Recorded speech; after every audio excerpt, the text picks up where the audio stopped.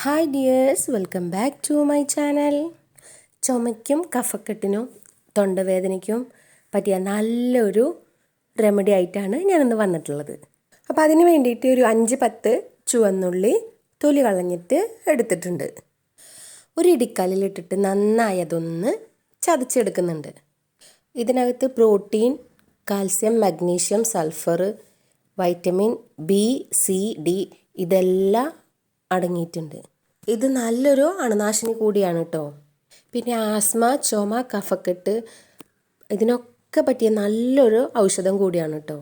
ഇപ്പോൾ ഇതാ ചുവന്നുള്ളിയൊക്കെ ഇവിടെ നന്നായി ചതച്ച് കിട്ടിയിട്ടുണ്ട്. അതൊന്ന് നന്നായി കൈ വെച്ചിട്ട് തന്നെ ഒന്ന് വെള്ളം ചേർക്കാതെ ഒന്ന് പിഴിഞ്ഞെടുക്കാം.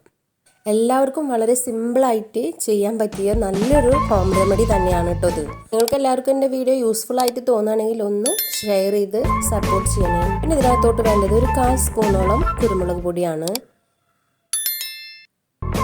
അതിനകത്തോട്ടൊരു 1/4 സ്പൂണോളം മഞ്ഞൾപ്പൊടിയും കൂടി ചേർക്കുന്നുണ്ട്.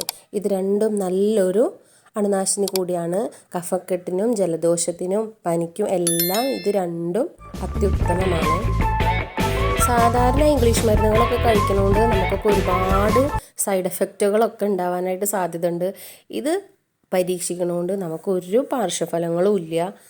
ഈ ഒരു മിക്സ് രാവിലെ, ഉച്ചയ്ക്ക്, വൈകുന്നേരം എല്ലാം കഴിക്കാവുന്നതാണ്. ഈ ഒരു മിക്സ് കഴിച്ചതിൻ്റെ 5-10 മിനിറ്റ് ശേഷം മാത്രമേ ആഹാരം കഴിക്കാനായിട്ട് പാടുള്ളൂ. അപ്പോൾ എന്നും പറയാറുള്ളത് പോലെ സബ്സ്ക്രൈബ് ചെയ്യാതെ ഏതെങ്കിലും കൂട്ടുകാർ കാണുന്നുണ്ടെങ്കിൽ ഒന്ന് സബ്സ്ക്രൈബ് ചെയ്ത് സപ്പോർട്ട് ചെയ്യണേ. അപ്പോൾ നല്ലൊരു വീഡിയോ ആയിട്ട് നമുക്ക് ഇനിയും വരാം. ബൈ.